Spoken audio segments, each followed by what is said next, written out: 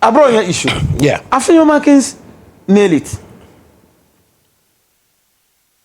I will start with Abronya number 1. You remember the first arrest of Abronya? You remember the judgment? The judge was quoting what? Animal farm.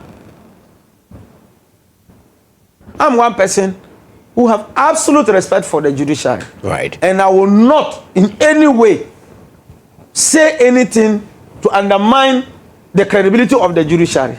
However, individual judges who act in a manner that we need to criticize them, we ought to do so without fear or favor. Right. We will not lump the entire judiciary, but we'll look at individual judges. Abronya one, the man quoted Animal Farm.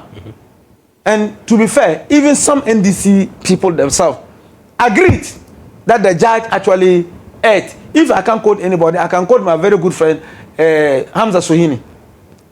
He was very clear in his mind that that judgment was bogus, was not in line with rules, and that it was just whimsical and capricious. Right. Now, Abronya number 2. You know, they describe that court as agenda court. I'm a political scientist. There's something we call patterns. So when you are doing research, you establish patterns. And it's the patterns that will help you to do what we call to generalize. And that if there's a particular court and there's a particular judge who has always been hard-handed and will always strike anybody who appears there and the person is a known NPP person, Abronya, the judge said Abronya should be what? Remanded in fact, first he said it should be remanded in San Juan. In a very prejudiced manner. Now, what was the reason for asking him to go there? And that if you allow Abronya out, Abronya will speak.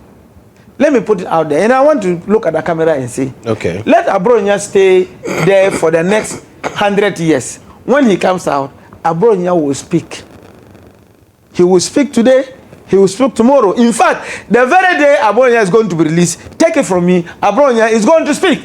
Because this democracy is for all of us. And people have sacrificed their lives, people have sacrificed their families to build this democracy for us. Right. The NDC, I have just listened to Honorable, and I don't want to lump, and that is why I won't use the NDC.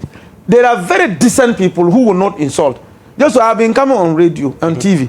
Have you ever heard me insult anybody before? It's not my nature. I've just listened to Honorable.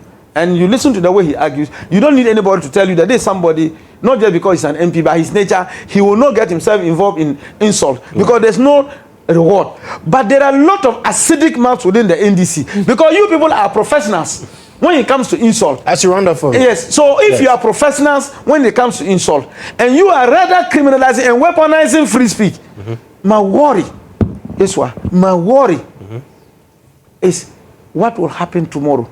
Okay. To the young people who are in politics, because we're all friends, and I have been telling most of my friends in the NDC, especially the young people, that hey, you people, you have to draw the attention of His Excellency the President, because as for criminal offenses, they have no expiry date.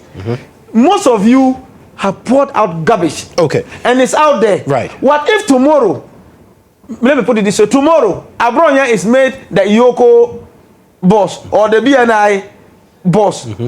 You see, he will go a while that nobody can control him. He will also start to arrest people on daily basis. Okay. And should we continue that way? Right. Somebody ought to tell somebody that this democracy is for all of us. Very we cannot continue on that angle. Honorable, it is shameful, it's disgraceful, it's untenable, but and it is the worst that we are experiencing in this country. Right.